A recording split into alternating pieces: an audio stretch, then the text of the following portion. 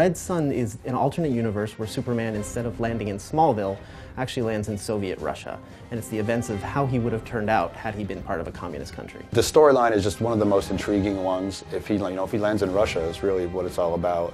And being able the ability to add an additional 20 missions to our already robust scenario mode, I think it's going to give the players a lot of enjoyment. I thought it was genius, actually, the whole idea of Superman landing in Soviet Russia and how that impacts the storyline. When we knew we were going to be able to do a lot of skins and DC kind of gave us the go-ahead, Red Sun would have been on the top of my list. So the Red Sun pack gets you 3 versions of our characters as if they were in this Red Sun universe. You get Superman, Wonder Woman, and Grundy. It also includes 20 Star Lab missions, which are these stories that take place throughout the Red Sun comic book arc. The Star Lab missions are pretty much the natural evolution of how we've done our challenge missions in the previous games. What we're doing this time around is focusing a lot more on unique individual missions where they're a lot more elaborate. So you get to do a variety of different things, whether it's play something like a 2D side-scroller for a mission or break into a building for a mission. It's just gameplay mechanics that you don't traditionally see as just fighting back and forth.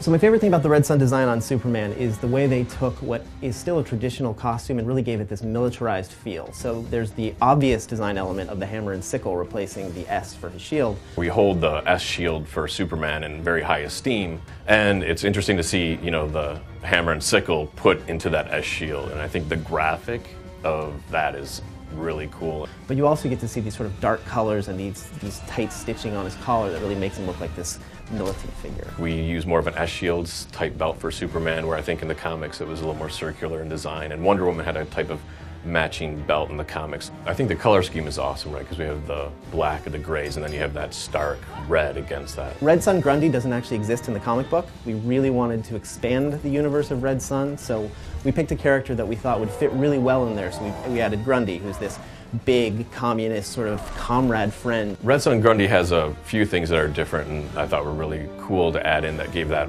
kind of Soviet flavor. And it's the fur hat that we all think of. He has lots of little medals on that you might not see in gameplay. Also in his back he has the sickle reminiscent of the hammer and sickle, and those are one of the weapons that he has. He really fits in well with the universe, but it gives fans a chance to see something completely new that they didn't see in the comic book.